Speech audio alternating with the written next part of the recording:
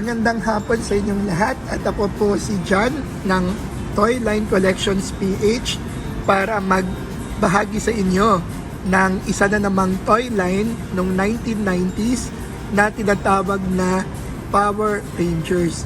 So ang Power Rangers ay hango sa Super Sentai na series ng Japan na dinala sa United States at doon na localize at naging sikat itong toy line na ito at pati of course yung kanyang series, no, na umabot na sa mga mahigit na 20 na seasons, no, itong Power Rangers. Pinakauna dito ay ang Mighty Morphin Power Ranger. So ito yung mga original na characters, pero syempre vinyl na ito na I think na-issue ito nung 25th anniversary, no, ng Power Rangers. Nakakatuwa na natuklasan ko ito at nakuha ko sa Toys R Us, no, at nabili ko ng 2,000 pesos para memorabilia. So ito ay gawa ng Funko at kung mapapansin nyo, hindi ko na siya binuksan kasi pang display na yung lalagyan niya, no? At meron din siyang available na Green Ranger with Dragon Sword at itong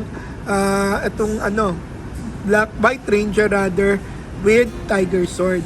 So itong binil na ito ay magandang pang-display at naka-display ito sa bahay kasama nung Megazord, no? Yung mga combining robots nila. Aside from itong vinyl, nakabili rin ako sa fellow collector nitong mga parang vintage, no, na laruan. Si Red Ranger, saka si Green Ranger.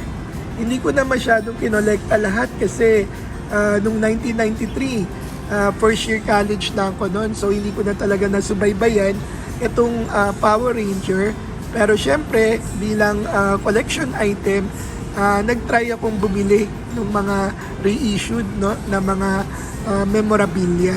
At isa dun sa mga nabili ko, bukod dyan sa vinyl na yan, at yung Megazord at Dragon Sword, ay itong DVD set na nabili ko sa Amazon na parang mga 2,000 to 3,000 rin yung halaga.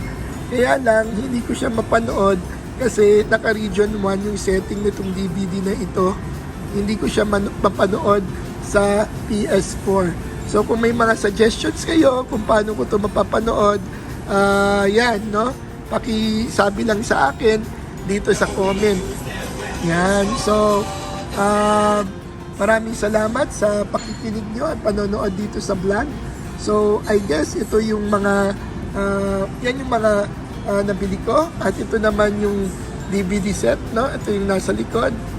Sana nga mapanood ko para maintindihan ko kung ano ba yung history nitong Power Ranger at yung istorya niya, no?